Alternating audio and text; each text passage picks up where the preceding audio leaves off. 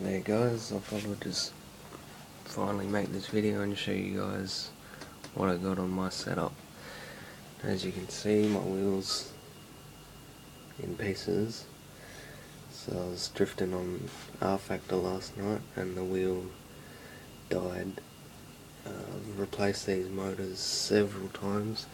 They're not actually the same as the standard ones that are in it. They're faster and stronger, and with these motors here I have to run the wheel on about 20% force feedback. Any higher than that and the wheels draw too much power and the whole thing just shuts down. The problem I think I have this time, I don't think the motors are worn out, but I think this guy here has backed up. Because before, whenever a motor would burn out, I could just unplug them from the power source here and turn it on, and I could just manually calibrate it just by turning it.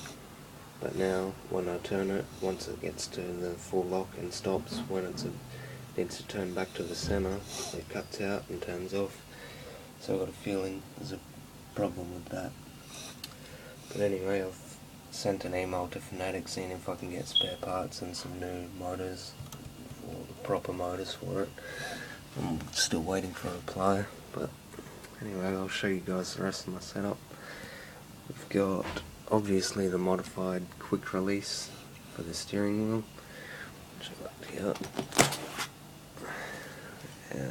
My dad helped me make up the little bracket here that just, don't know if you can see that just bolts straight onto the shaft, and then you can just bolt that straight onto that, or just bolt the steering wheel directly to that as well. I also modified this. This is obviously all the buttons, and I've got these brackets mounted up, and that just bolts straight onto there. And also I've got on here, I've wired up to the shifter paddles, and that's these connections here, and they just plug straight into my sequential shifter. And I've also modified this so it's got more travel, and you actually have to tug on it to get it to click. And pedals.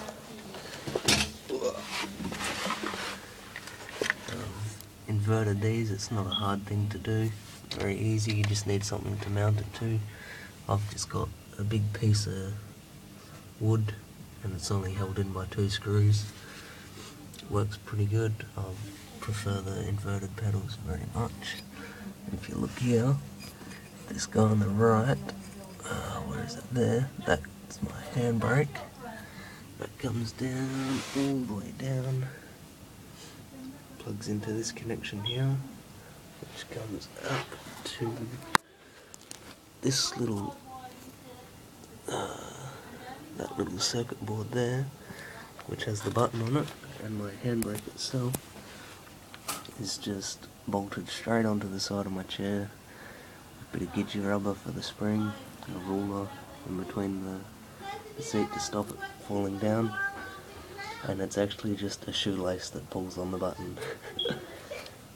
It's very basic. I just built it with anything I've found around the house, but it does the job pretty well.